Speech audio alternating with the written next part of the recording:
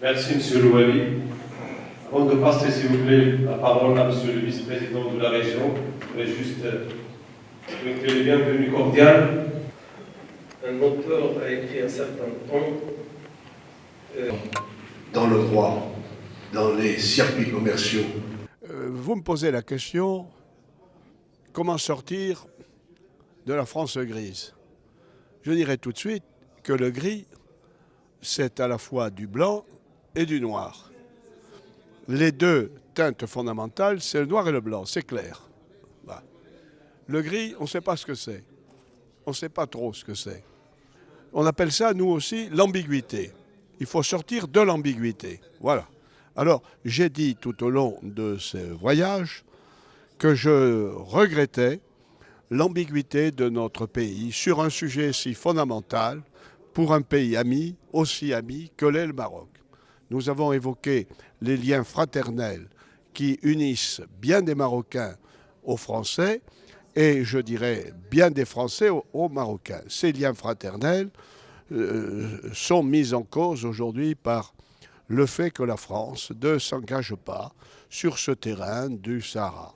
Or, la clarté que nous attendons de la diplomatie, c'est que l'on nous dise soit noir, soit blanc. Si c'est noir, c'est noir. Si c'est blanc, c'est blanc. C'est-à-dire dire le Sahara marocain relève de l'histoire, de la géographie, c'est un fait qui doit être transcrit comme droit absolu. Vous savez, ce matin, j'ai observé que les consuls en poste à l'Aïoun, les consuls africains qui étaient avec nous, sont tous plus marocains que les Marocains sur ce sujet du Sahara. Je l'ai constaté.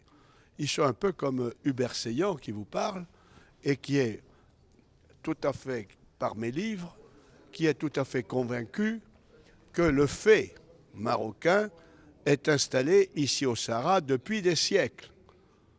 Voilà, on n'y reviendra pas. L'ONU, épiphénomène, petit phénomène, phénomène second, c'est pas important. L'ONU empeste le sujet, mais la réalité n'est pas là. Ce n'est pas les quelques braillards qui, à l'ONU, vont dire que les droits de l'homme sont bafoués au Sahara marocain, alors que nous savons que de l'autre côté de la frontière, il y a des camps qui sont des camps miséreux où les gens n'ont aucun moyen sanitaire, ils sont prisonniers, ils n'ont pas la liberté de circulation. Qu'en est-il des droits de l'homme de l'autre côté ?